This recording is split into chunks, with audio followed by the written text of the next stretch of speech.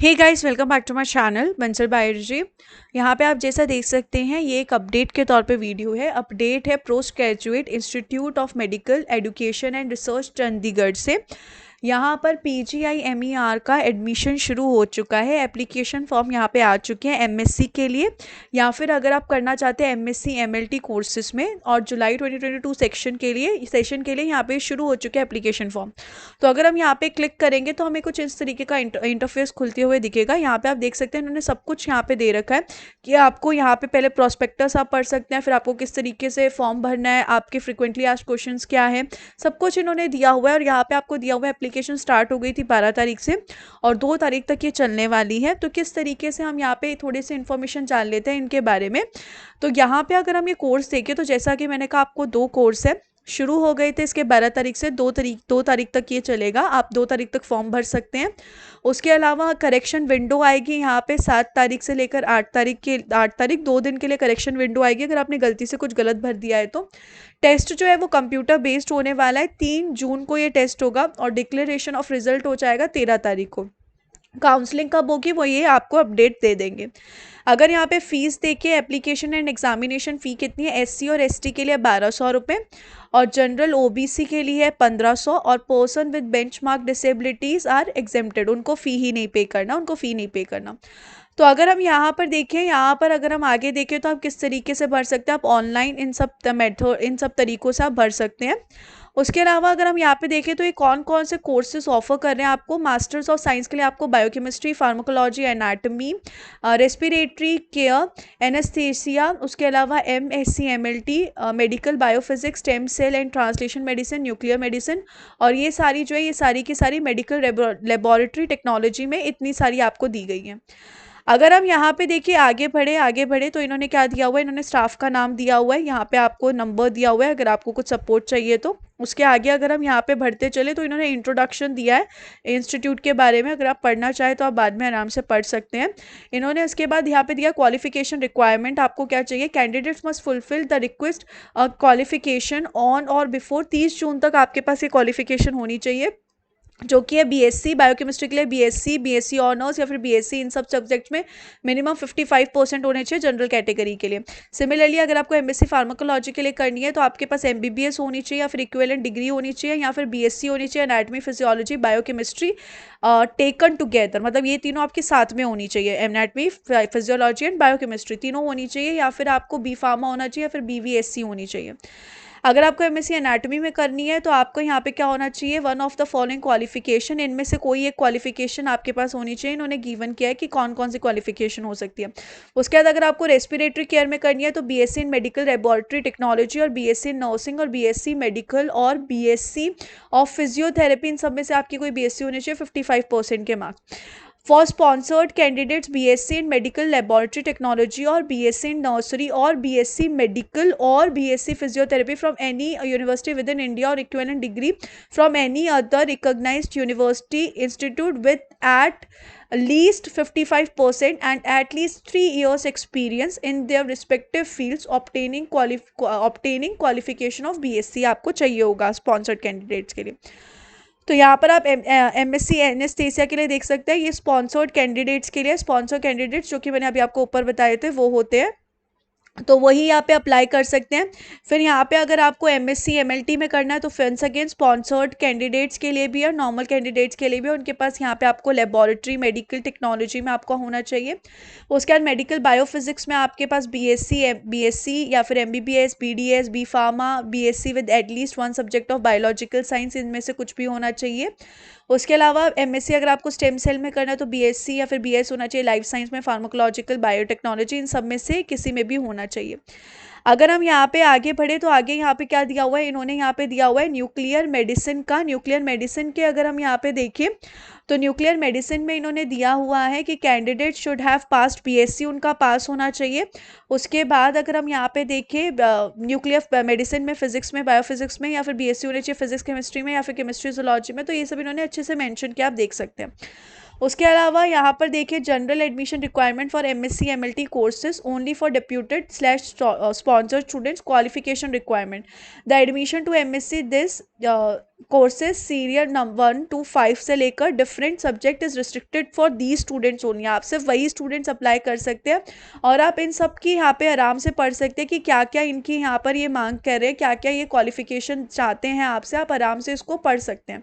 तो ये सारे इसका जो सबका लिंक है मैं आपको नीचे डिस्क्रिप्शन बॉक्स में दे दूंगी, तो आप यहाँ पे आराम से पढ़ लेना कि क्या क्या ये मांग रहे हैं एलिजिबिलिटी। इसके बाद अगर हम यहाँ पे आगे देखिए, इन्होंने ये सब जनरल बताया है। इसके बाद यहाँ पे इन्होंने नंबर ऑफ सीट्स बता रखी है कि यहाँ पर टेंटेटिव नंबर ऑफ सीट्स कितनी होगी। जैसे कि इन्होंने बता रखा है टोटल सीट बायोकेमिस्ट्री के लिए 8 है, फार्माकोलॉजी के लिए 9 है, एनाटमी के लिए 2, रेस्पिरेटरी के लिए 2। इस तरीके से इन्होंने मैंशन करे कि टोटल 41 सीट्स यहाँ पे हैं। इसके आगे अगर हम यहाँ पे देखें तो इन्होंने रिजर्वेशन के बारे में बता रखा है, रिजर्वेशन ऑफ सीट्स के बारे में। उसके बाद अगर हम यहाँ पे आगे बढ़े तो सिलेक्शन प्रोसीजर क्या है, आपको कॉम्पिटिटिव एंट्रेंस एग्जाम देना पड़ेगा। तो फिर यहाँ पे कंप्यूटर बेस्ड एग्जाम होगा, 3 तारीख को ये एग्जाम होगा, 1.5 आवर का एग्जाम होगा, 90 मिनट्स का। इन सब के लिए यहाँ पे एग्जाम्स होगा एंड 1 आवर का एग्जाम होगा एमएससी या फिर एमएससी एमएलटी कोर्सेज के लिए सिर्फ 1 आवर का होगा, और इन सब एमएससी के लिए 1.5 घंटे का होगा। यहाँ पे अगर एग्जाम देखें तो एग्जाम कितने से बजे होगा, 9 बजे से लेकर 10 बजे तक होगा या फिर 10:30 तक होगा। अगर हम एग्जामिनेशन सेंटर देखें तो चंडीगढ़ में है, दिल्ली में है और मोहाली में आपके ये सारे सेंटर्स हैं। टाइप ऑफ पेपर अगर हम यहाँ पे देखें तो इन्होंने पेपर भी मेंशन कर रखा है। जैसे बायोकेमिस्ट्री में आएंगे 100 क्वेश्चन मल्टीपल चॉइस के, केमिकल साइंस से 15, फिजिक्स बायोफिजिक्स से 15, जनरल मैथमेटिक्स स्टैटिक्स से 10 और लाइफ साइंस से 20 क्वेश्चन आएंगे। तो इस तरीके से आएगा। Duration will be of 1.5 hour. Similarly इन्होंने आगे भी मेंशन कर रखा है फार्माकोलॉजी के लिए क्या क्या इनके आएगा, 100 क्वेश्चन होंगे मल्टीपल चॉइस और इन सब सब्जेक्ट से होंगे। एनाटमी के लिए 100 क्वेश्चन होंगे related to respective field. Respiratory care से 50 क्वेश्चंस होंगे इन सब टॉपिक से। एनेस्थीसिया के लिए 50 क्वेश्चन होंगे रिस्पेक्टिव फील्ड से। इस तरीके से इन्होंने मेंशन कर रखा है कि किसके लिए कौन कौन से आपको लगेंगे, यहाँ पे कैसे कैसे आएंगे क्वेश्चंस। उसके बाद अगर हम यहाँ पे देखें तो यहाँ पर उसके बाद क्या बोला है कि यहाँ पे inter se merit, if 2 or more candidates obtain equal percentage scores then inter se merit for selection shall be determined on the following basis.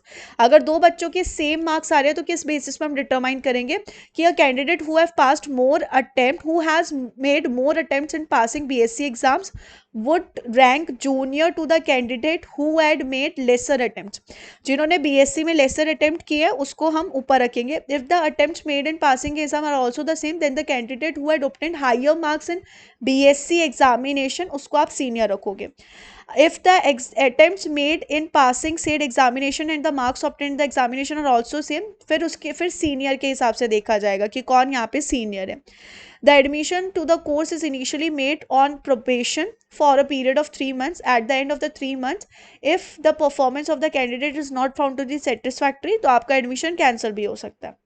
उसके बाद यहाँ पे आपको दिया हुआ है merit list and minimum cut off percentage क्या रहेगी। तो यहाँ पर ओबीसी स्पॉन्सर डेप्यूटेड के लिए 50% रहेगी, इन सब के लिए 45% रहेगी।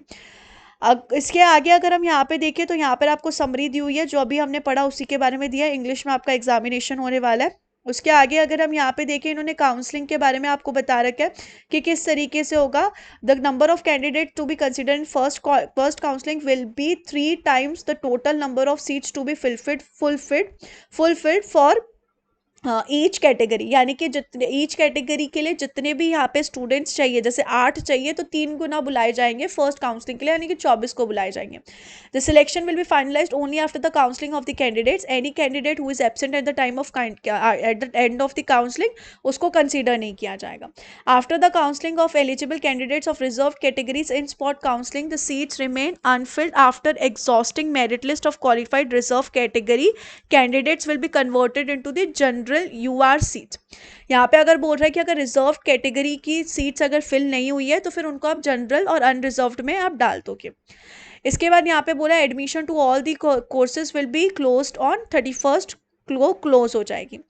तो ये सब इन्होंने मेंशन किया हुआ है। उसके अलावा इनको आप बॉन्ड इनको साइन करना पड़ेगा इनके साथ। बॉन्ड में क्या होगा कि एमएससी जो कैंडिडेट्स हैं उनको एक यहाँ पे non judicial stamp paper of minimum ₹5 value देना पड़ेगा। Any candidates who join master of science courses and leaves the course, अगर आपने छोड़ दिया बीच में ही कोर्स तो आपको इनको 10,000 रुपये देने पड़ेंगे।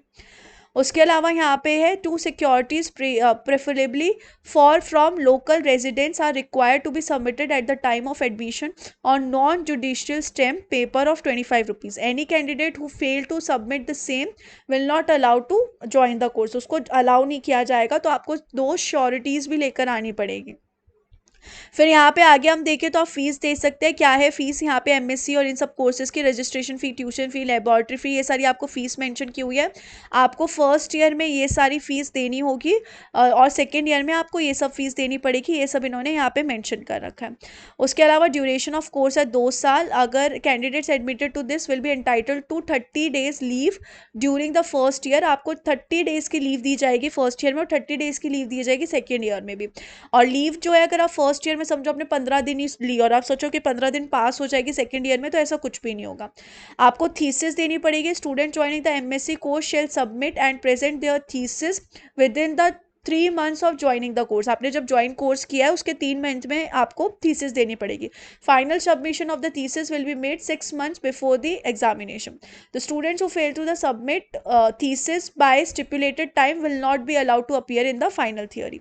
उसके बाद इन्होंने यहाँ पे लाइब्रेरी का मेंशन किया हुआ है, स्पोर्ट्स एक्टिविटीज़ का मेंशन किया हुआ है। आफ्टर दैट इन्होंने यहाँ पे मेंशन किया हुआ है इंपॉर्टेंट इंस्ट्रक्शंस के बारे में कि आपको एप्लीकेशन फॉर्म वगैरह किस तरीके से भरना है, स्टेटस ऑफ ऑनलाइन रजिस्ट्रेशन क्या है, तो फिर ये सब आपको डॉक्यूमेंट्स कौन कौन से अटैच करने हैं, तो ये सब इन्होंने इन डिटेल यहाँ पे मेंशन किया। आप आराम से इन सब चीज़ों को चेक कर सकते हैं। तो ये सभी कुछ चीज़ें थी जो यहाँ पर इन्होंने मेंशन कर रखी है, जो कि आप आराम से देख सकते हैं, पढ़ सकते हैं। उसके अलावा अगर हम यहाँ पे जाए, उसके अलावा इधर क्या दिया हुआ है, हम कुछ FAQs पढ़ने की कोशिश कर लेते हैं कि FAQs क्या क्या है। Can I submit application by myself? Yes you can submit. Procedure of applying क्या है, आपको मिल जाएगा। If I have submitted wrong details, तो उसका क्या होगा, you will have to register again on the portal with either different email ID। Are the details I filled in before submission of the saved? Yes, ये save किया जाएगा।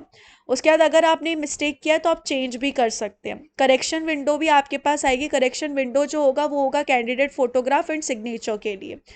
आई want to apply for the exam but I have some doubts, तो मैं कैसे contact कर सकता हूँ? तो आप यहाँ पे जा सकते हैं how to fill application form और उधर जाके आप फिल कर सकते हैं, या फिर आप ईमेल एड्रेस या फिर कॉन्टैक्ट नंबर पे आप कर सकते हैं जो एप्लीकेशन फॉर्म में दिया हुआ है। I have not receive confirmation on log in, तो उसके लिए क्या करूँ, अगर आपने रिसीव नहीं किया है तो आप यहाँ पे क्या कर सकते हैं, in case you have not received an email you should check your spam और junk folders. You can simply log in with your login credentials on our requirement portal and click on login. In case you face an issue, you may send registration details like application number ये and you'll be on this. आप भेज सकते हैं और पूछ सकते हैं। I have made mistake वाहिल registering, आपने रजिस्टरिंग के लिए अगर आपने कोई गलती कर दी है तो आप मॉडिफाई नहीं कर सकते। अगर वेबसाइट में फंक्शनल इशू है because of which I am unable to fill, तो आप उसके लिए यहाँ पे इनको लिख सकते हैं। आई हैव लॉस्ट पासवर्ड, तो आप फॉरगेट पासवर्ड कर सकते हैं। I have applied twice, which application form will be accepted, जो लेटेस्ट एप्लीकेशन फॉर्म होगा ना वो एक्सेप्ट किया जाएगा। तो ये सारे यहाँ पर FAQ हैं। यहाँ पर how to fill application form पे भी आप जाके देख सकते हैं कि किस तरीके से आपको एप्लीकेशन फॉर्म भरना है। एक एक चीज़ यहाँ पे इन्होंने अच्छे से मेंशन की कर रखी है, किस तरीके से अप्लाई करना है, कैसे करना है। सो आई होप गाइस कि आप यहाँ पे अप्लाई ज़रूर करेंगे। बहुत ही अच्छा इंस्टीट्यूट है और all the very best for your examination.